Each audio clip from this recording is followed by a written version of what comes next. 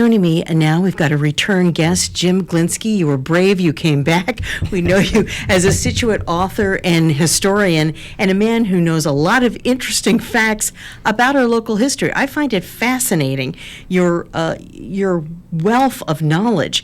And you're going to be sharing that with some people with a talk tomorrow at the Winslow House here in Marshfield that begins at 10:30. Now, very timely issue, exploring the political climate in Marshfield and Scituate leading up to the shot heard round the world, April 19th, 1775. Jim, thanks for joining me again today. Yeah, thanks for having me. It's always a pleasure to come down here. Absolutely. Now, we were talking off air a little bit. I think people might be surprised by what the actual climate really was here. I mean, we see things on TV, we've studied things in history, and I know you've mentioned this before, Marshfield, this was a Tory stronghold. Yes, Marshfield certainly had many more Tories than surrounding towns, and they were the only town in Massachusetts at one point in time to declare their loyalty to the crown instead of to the patriot cause. So sort of set them out as a target, really, for the patriots. Right. And we've spoken before about this. It was interesting. You think about what a chance that people took declaring themselves as patriots, but declaring yourself as a Tory here in this area, especially right after Lexington and Concord, that could be dangerous to your life. Yes, and a lot of them had their lives ruined because of their decision to keep supporting the crown. Many of them at one point in time were banished from the state and went to Nova Scotia or New York City, and some of them actually ended up back in England. So they paid a heavy price. And if they came back, they paid a really bad price. Yeah, if you came back a second time, they were threatened with being executed. Okay, and losing everything that they had. Absolutely, a tough town. Now, it's interesting, too, with the Daniel Winslow House, which is a real central location here in Marshfield, not too far down the street from what we always refer to now as the Daniel Webster Estate. Now, tell me about the location of the Daniel Webster Estate, because it was not the Daniel Webster Estate at that time, but there were some interesting things happening on that property. Yes. The most infamous Tory was Nathaniel Ray Thomas, and it was his estate that Daniel Webster purchased in 1832 from Nathaniel Thomas's son. And that was the location of 100 British troops who were sent by the governor of Massachusetts at Marshfield's request to protect them from the Patriots. He put up over 100 British troops and all their equipment on his property. Basically, he created a barracks for them.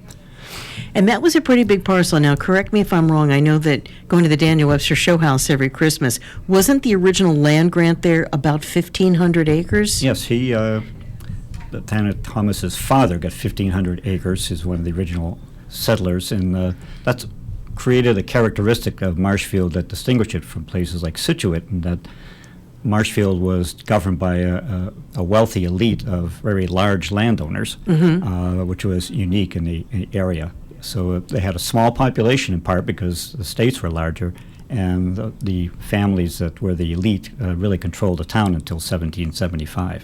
Very interesting. Now, what was the climate like in Scituate? And again, in Scituate at the time, that also comprised Norwell, and didn't it also comprise part of Marshfield? Yeah, the 2 mile part of the 2 mile Marshfield. Part, right. So we call it Old Scituate, Norwell and Scituate primarily.